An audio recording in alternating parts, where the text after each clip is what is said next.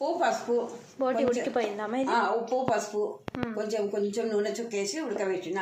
ఎంత ఉడికింది ఒకసారి చూపెట్టు ముక్కని. ఇదిగోండి 70% ఉడికింది. ఇప్పుడు మళ్ళీ అది నూనెలో అవుతుంది కదా, 70% ఉడికింది. మసాలాలా ఇవన్నీ? మసాలాలు ఏమేమి వేస్తున్నాము?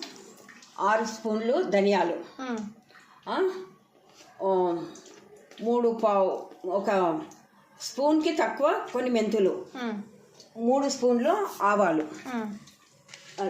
లవంగాలు 10, ఇలాచీలు 6, కొంచెం చెక్క. ఇవన్నీ డ్రై రోస్ట్ చేసుకోవాలి.